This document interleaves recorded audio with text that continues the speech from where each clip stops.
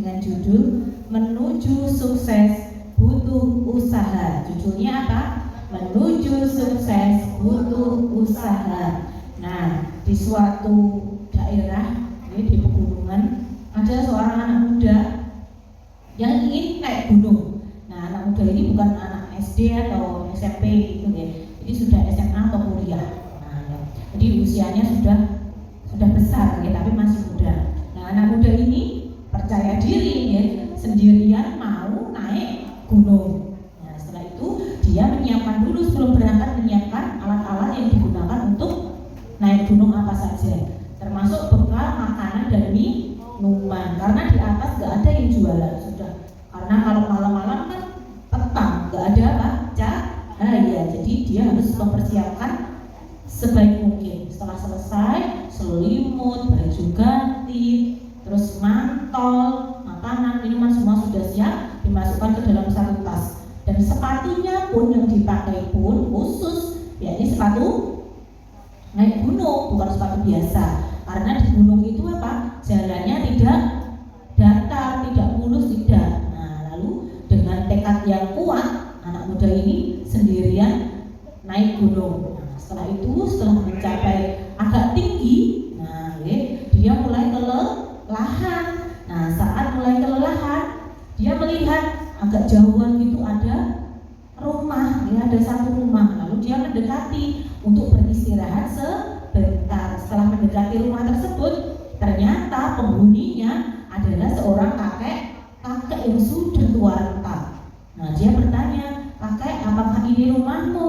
"Iya, anak muda, ini rumahku." "Kakek di sini sama siapa?" "Sendirian." Nah, di atas gunung tinggal sendirian kakek. Wah, kakek ini memang hebat, kata anak muda tersebut. "Kakek, saya mau naik ke puncak gunung sana." Ditunjuk gitu, di sana. Nah, apakah jalan di sini bisa dilewati? Bisa, anak muda. Semua jalan di sini bisa dilewati. Kakek itu sambil menunjuk. Ada beberapa jalan. Jalan pertama, jalan kedua, jalan ketiga. Semua bisa dilewati. Kata kakek tersebut. Anak muda itu dengan senang, alhamdulillah, berarti aku bisa memilih untuk apa? Pergi ke puncak, melewati jalan di mana saja. Lalu akhirnya dia mengucapkan terima kasih kepada kakek dan berpisah dengan kakek tersebut. Nah, dia melewati jalan pertama tanpa menanyakan kembali. Dia dengan percaya dirinya langsung jalan begitu saja, melewati jalan yang pertama tanpa bertanya apakah di depannya nanti ada halangan atau ada hal-hal yang tidak diinginkan. Nah, benar. Setelah berjalan, kakek ini kasihan, ya. "Anak muda, tunggu sebentar," kata kakek tersebut. "Ya, kayak ada apa?" "Di jalan yang kamu lewati ini," jalan yang pertama tadi sambil nunjuk itu, "nanti banyak kerikil dan batu-batuannya. Akan terasa berat jika kamu lewati. Banyak sekali kerikil dan batu-batu besar untuk mencapai puncak gunung sana," kata kakek tersebut. "Ya, kayak terima kasih sudah diingatkan. Pasti aku bisa." Dan percaya diri anak muda ini. Betul, lalu dia tetap lanjut aja jalan menuju jalan tadi. Ternyata setelah naik, betul banyak kerikil dan banyak batu-batu besar. Kalau ada batu besar mau manjat kan susah. Dia benar-benar kewalahan. Aduh, benar kata si kakek tadi. Ternyata banyak sekali batu-batuan di sini. Susah untuk dinaiki, dipanjat nggak bisa. Batu dipanjat nggak bisa. Wah, gimana aku bisa manjat sampai ke puncak gunung, kata anak muda ini. Lalu dia turun lagi, nah, menyerah, nggak bisa meneruskan. Ya sudah, daripada mau lanjut nanti nggak sampai sana, sampai sini aja sudah capek. Akhirnya dia turun lagi anak muda ini menuju rumahnya kakek tadi. Nah, "Kakek, permisi kakek, ada apa anak muda? Kenapa kamu kembali?" Kata si kakek tersebut. "Kek, ternyata betul jalan yang ini tadi banyak kerikil dan batunya, tidak bisa dilewati." Ya, lalu kakek ini menunjuk jalan yang kedua. "Anak muda, silahkan kamu menuju jalan yang kedua. Jalan yang kedua ini banyak durinya," kata kakek itu. "Oh, cuma duri, tidak apa-apa kakek. Kan aku pakai sepatu mahal, sepatu khusus untuk naik gunung, nggak masalah," kata anak muda tersebut. "Kalau batu nggak bisa dinaiki, nggak bisa untuk naik. Tapi kalau cuma duri bisa, aku punya sepatu yang tebal," gitu kata anak muda. Dia 2 bener dilewati. Lama-lama duri-durinya muncul, tambah banyak, tambah besar-besar. Kan semakin naik ke atas tumbuhan pohon-pohonnya semakin rimbun, semakin seram dong ya. Jadi seumpama siang hari itu kelihatan kayak malam hari karena tertutup daun-daunan pohon. Kan nggak kelihatan bawahnya itu duri atau enggak. Ternyata dia menginjak duri yang sangat besar, tembus ke sepatunya. Waduh, sakit sekali, kata pemuda tersebut. Wah, kalau begini aku nggak bisa melanjutkan perjalanan menuju puncak. Mending aku balik lagi pilih jalan yang ketiga, kata anak tersebut. Lalu dia balik kepada kakek.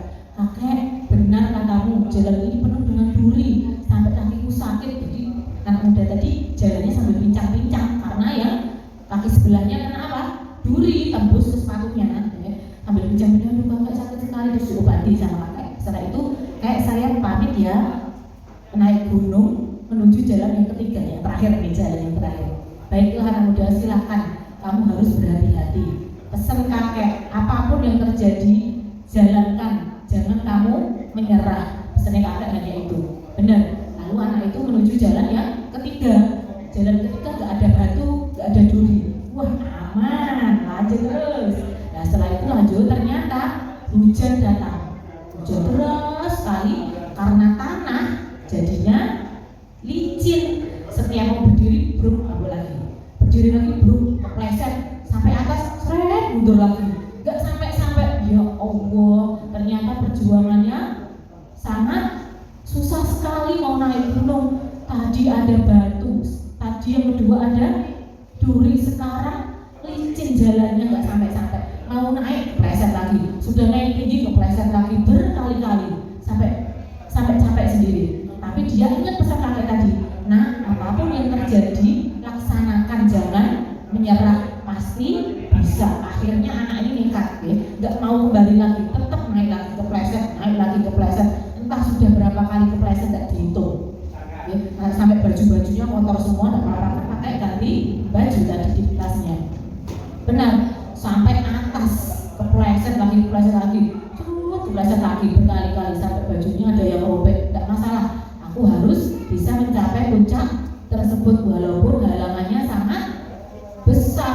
Akhirnya anak tersebut sampai ke puncak. Alhamdulillah, ternyata benar, semua jalan itu punya resiko, punya halangannya sendiri-sendiri. Kalau kita berhenti dengan satu halangan, kita tidak akan mencapai puncak. Nah, begitu ya. Semua pilihan kita ada risikonya. Ada apa? Kesusahannya. Gak ada jalan yang lurus-lurus, gak ada. Semua ada risikonya masing-masing. Termasuk kita saat belajar di sekolah, gak mungkin semuanya berjalan lancar. Nilainya selalu dapat 100. Gak usah belajar. Kalau tes nilainya pasti 100. Bisa gak? Gak bisa. Kalau pengen nilai 100 ya belajar. Bahkan belajarnya pagi, sore, malam, sampai begadang, sampai belajar malam-malam sampai ngantuk-ngantuk begini, ya gak? Pengen nilainya baik. Nah, seperti itu juga kita mau pandai membaca Al-Quran, lewati dulu ikroknya. Ikrok 1, 2, 3, 4, 5, 6 sampai bertahun-tahun. Mudah enggak? Tidak mudah, perlu perjuangan dan kesabaran. Kalau sudah naik ikrok 2, ya Allah, bisa ikrok 3, ikrok 4, ikrok 5, 6 masih lama sekali. Sudah gak usah lanjut aja, lama sekali ngajinya. Nah, bisa nggak baca Al-Quran? Nggak bisa, karena menyerah di tengah jalan. Nah, makanya siapa tadi anak muda tersebut menyerah tidak? Tidak, karena tidak menyerah, akhirnya dia mencapai puncak sesuai yang diinginkan. Cikini ke Gondang Ria, hari ini kita belajar bersama.